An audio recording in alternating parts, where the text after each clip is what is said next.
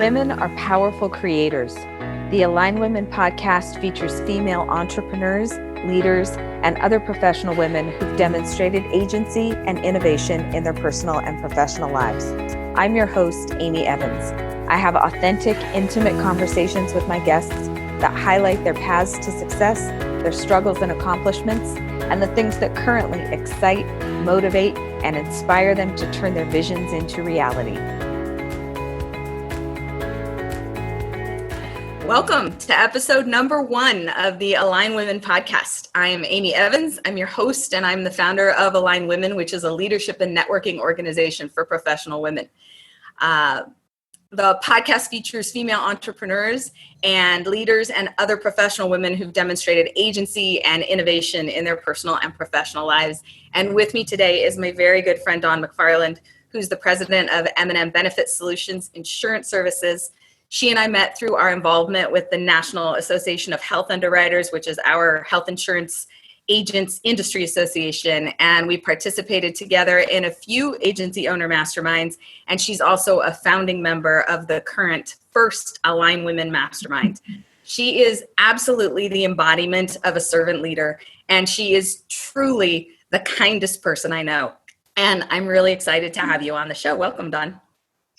Thank you, and thank you for the honor of bringing me on your podcast.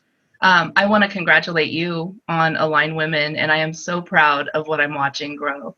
I think it's amazing that you found something. Not only did you find a need, but you're supplying the need. And I think it's fantastic to see supportive women growing in the community. Thank you. Thank you for being a part of it. So I want to start by talking about the leadership role that you've had in our health insurance industry, because that's really the context in which you and I met. And I want to understand what got you involved at that level and what led you to have such a visible role in the Los Angeles chapter of the Association of Health Underwriters. And I want to hear a little bit about what you learned being in such a visible leadership role in such a significant organization. Wow, that's a lot. What started, it was the need to network with, I knew from the very start of my career in this industry that, and I started in the voluntary market, I knew that I did not want, the only clients I wanted to work with were brokers, clients through brokers, because I believe in that relationship. So I had to find an organization that had brokers that I would be able to steep myself in that knowledge and network with those people. So that said, I found someone recommended Lahu to checked out a meeting and talked with, at that time, Sima Reed was the membership chair. And I distinctly remember, and this was very impactful for me because I was brand new to the industry, just licensed, not quite loving the whole voluntary or understanding the exact fit or understanding how to build my own business. This was my first time building my own business and not quite understanding that. And what she said to me was, if you become a member of this association organization, it's not just to build your business. It's to have an impact. It's to be a part of saving and working in an industry and advocating for clients. So that connected directly to me. I'll say it with my values, something that I didn't necessarily always try to connect before working with you, actually. I didn't always try to connect my values. It was more of do what I need to do. But that did directly connect to my values, which also made me want to continue to be involved and grow with the organization. I love it. And you became the president of the Los Angeles Association of Health Underwriters, so the LA chapter, which is still the largest chapter in the country? I don't know that it's the largest chapter in the country, but it's in the top 10 of the largest chapters in the country. I know Texas has some large chapters. Orange County is growing, so it's in the top 10. And in the state that has the largest representation, when the AHU organization goes to lobby at the DC level, for the Washington DC level for short. So you became president. What what led you to that?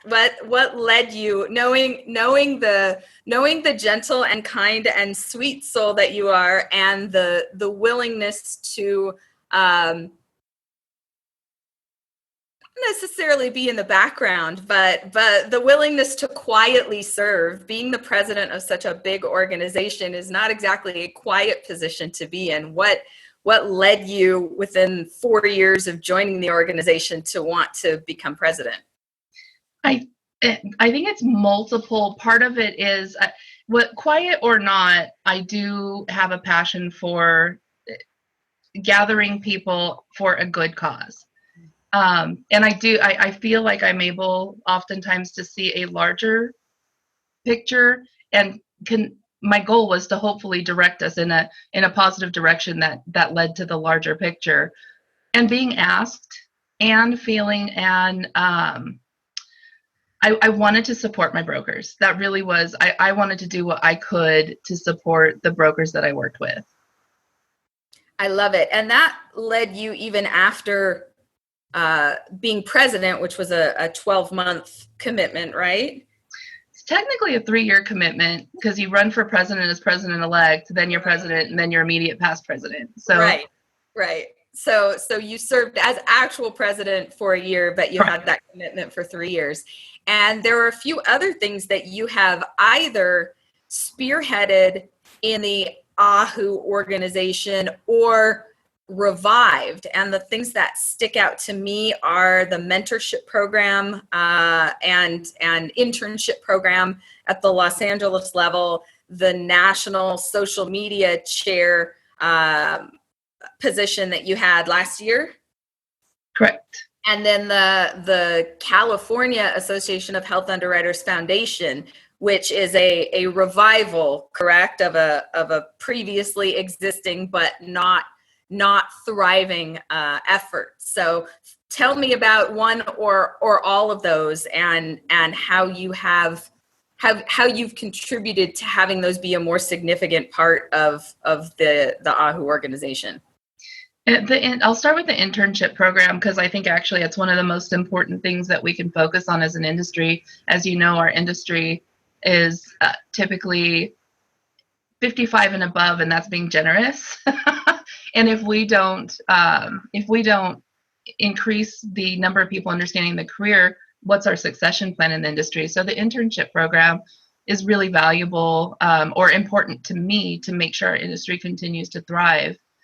And setting that up, I know that Texas actually has some really interesting college relationships. But what worked with Los Angeles is talking with professors and in the local colleges that are either similar to the industry. They were policy students, so I'll talk about CSUN specifically. They're policy students who needed an internship, and they were able to work in agencies. And there were, out of the 8 interns we placed in the period of time I was working in that capacity, 2 of them were actually hired into the industry. Not only does that get our voice out there that we are an association that exists, and people who are new to the industry should be a part of that, but it also shows the opportunity for the career. As you know, most people don't raise their hand when they say they choose health insurance or insurance as their career path. So that's the biggest, I believe it's the biggest need that we have. And then I do believe, I so powerfully believe what we do as an association. And I want to, the social media and the foundation actually all relate to that, because the social media, we needed a voice. And it's been tried, and I'm not entirely sure what the hesitation was, but I feel like we've gotten so much better over the past year and a half at getting the information out there of what the value of NAHU is, not just to potential members, but to the general public at large. And then the foundation is similar, because the purpose therein, at least that touches my heart, is educating the public, because the more the public understands, the better decisions we'll make, and the more involved they'll get with helping create a better competitive market so that prices do become actually affordable. That's at least my dream. I love it. And I'm going to circle back for a second to something that was implied but not said directly about the mentorship program, and I'll say it directly because I'm like that and it's my show. Not only is the industry old, it's also male. It's very male, and I love that. I know some of the agency owners that took on some of those interns, and they are very successful women who own their own agencies and run them, and have the ability to demonstrate that not only is this a profitable industry to be in, period, it's a profitable industry to be in for women. And I love that you are making those connections. I posted an article from Forbes recently that really struck my heart about the importance of women seeing other women in leadership roles so that they know that those roles are possible for them. And it was an article in support of women-only education, so that women learned that they could be teachers, or they could lead schools, or they could lead programs, or they could lead research. But certainly the implications of it were much broader than that. And I believe that you are contributing, doing your part to demonstrate to women that are getting their educations that this is an industry that we can be successful in. And one of my favorite things about it is that commissions are gender neutral. There's no glass ceiling on commissions. We get paid for the work that we do, and we don't have to fight for equal pay in this industry because commissions are neutral. So I love that you are doing your part to contribute to exposing women to how successful this industry can be. So I would like to shift to what you are doing right now. And one of my observations of you, and you've already demonstrated this in our conversation, is that you have a genuine passion to serve the underserved. And that is very meaningful work for you. And all of what you talked about so far, I think it's important to point out, is all of the volunteer work that you have done on behalf of our industry. So all of the things that you've mentioned, the mentorship program and serving as president and being the national social media chair and the Kahu Foundation, that's all volunteer work. That is not actually the business that you are engaged in order to make a living. So I want you to talk about what you're currently doing with your insurance agency and how that value of yours of serving the underserved is coming into play, and the rewards that you're experiencing from this new shift that you've made this year. It's funny, in my notes it actually says I actually tried starting last year, but because I was so tapped out with the volunteerism, and I take my commitment seriously, so I go full force ahead. I was tapped out and unable. I jumped in a little bit too late to make an impact. What it did for me, though, was allow me a full year to immerse myself in understanding timelines and all of that stuff in regards to Medicare, because there are timelines, and it's important to be aware of how you prepare yourself for those. So Medicare is my market now. It's funny that you say serve the underserved, and that's exactly what I did with consulting. I could do things consulting wise, I could go get hired in a company, but there were so many small agencies that they couldn't afford a full-time person to be on their staff. And that really does touch my heart. But even better with this Medicare, I connected so well with the clientele, because they truly are in a position, they're in a vulnerable position. This is how they protect. Health is going to be one of the biggest things affecting the risk to their financial situation. So I believe strongly it connects with my values, and I do love educating. Yep. And so you are focused on Medicare, which is serving the over 65 population and making sure they know the kind of coverage they need, and that coverage serves them in the most cost-effective way. It's a highly, highly regulated product. And I say that within an industry that's already highly regulated. And the regulations are there to protect the seniors.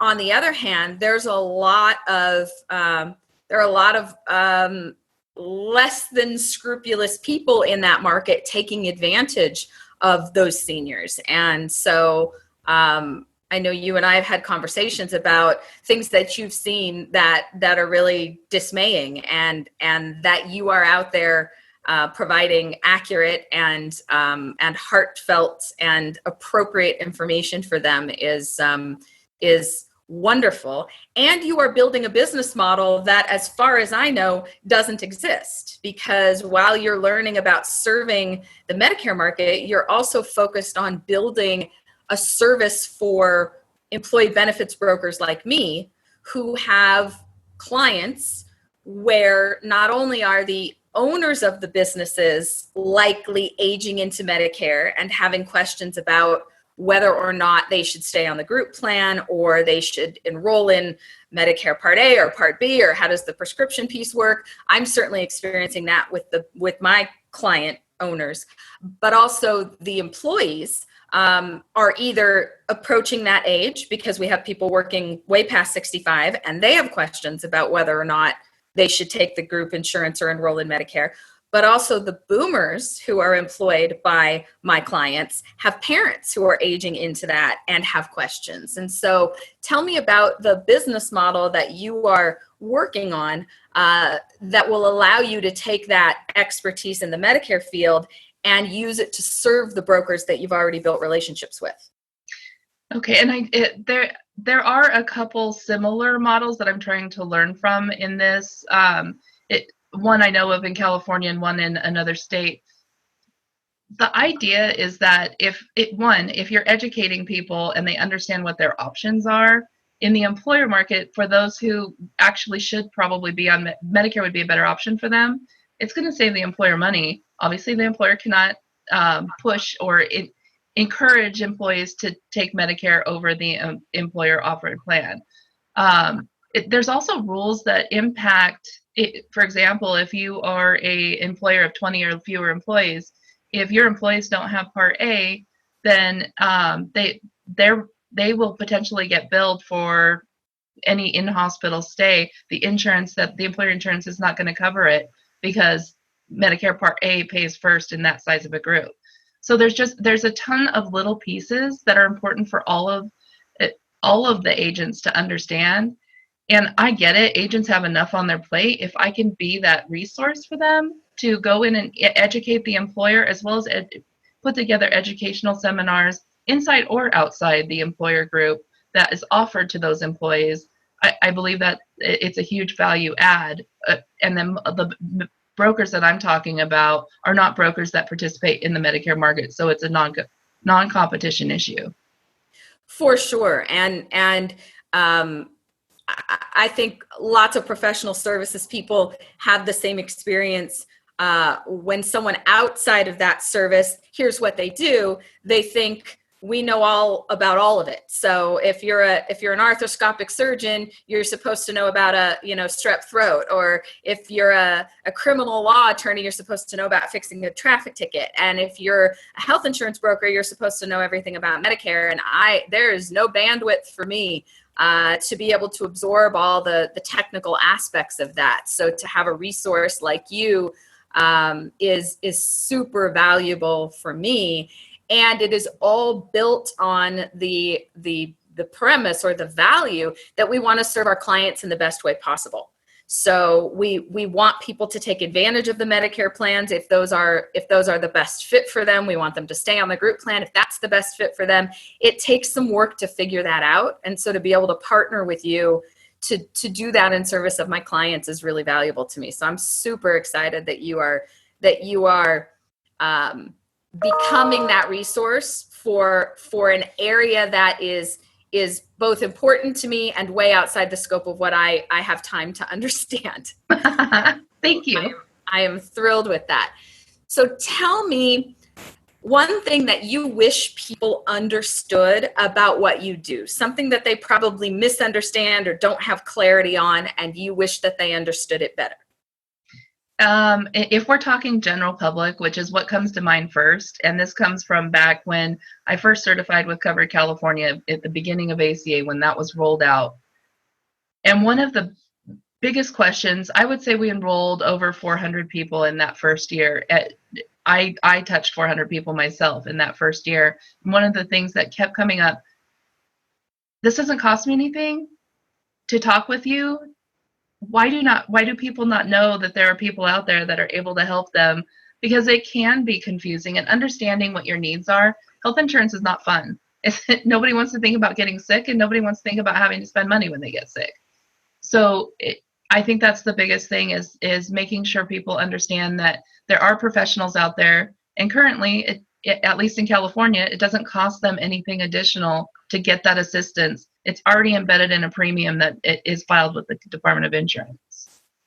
That's a great point, and one that I know that the National Association of Health Underwriters wants people to understand as well, that there are true experts in insurance. If you've ever looked at a summary of one insurance plan, it can be confusing and overwhelming, and there's lots of terminology and there's lots of acronyms, and we are experts in our industry to be able to help people navigate that. And it reminds me, I was just on a call with a prospective new client, a small employer, had 28 employees looking at offering insurance for the first time. And I walked her through the initial quotes and walked her through the process of setting up the group plan. And her last question to me on the phone was, "So how do we pay you?"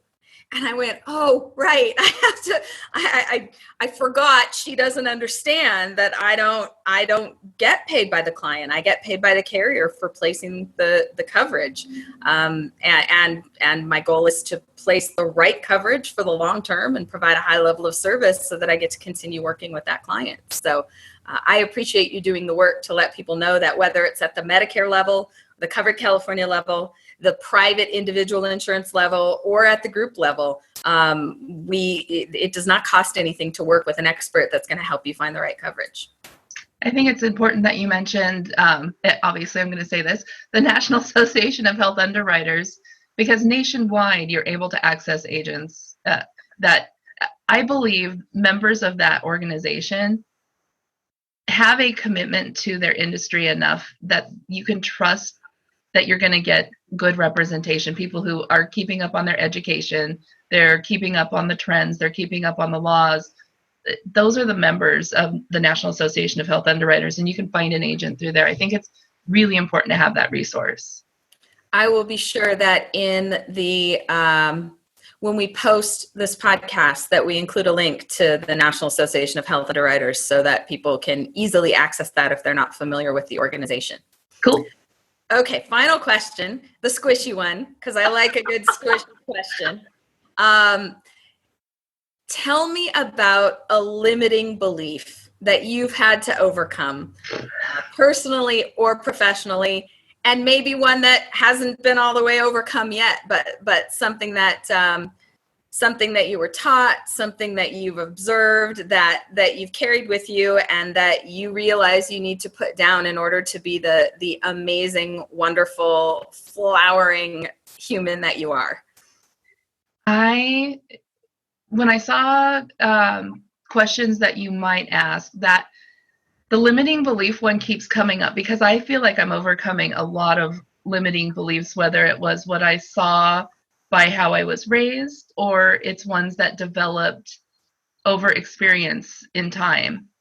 And I really still couldn't pick up just one, but all of them are about taking a deep breath and letting go of the fear of whatever it is to overcome. I don't know if that makes sense. It does. There's two things to that I really like. The taking the deep breath is something I call the power of the pause. So when you can stop and assess what's going on without reacting, it opens up the possibility for a lot of other responses, information, avenues that you could take other than the one you've sort of been conditioned to take. So right. Stopping and taking a deep breath is a huge one. You are amazing at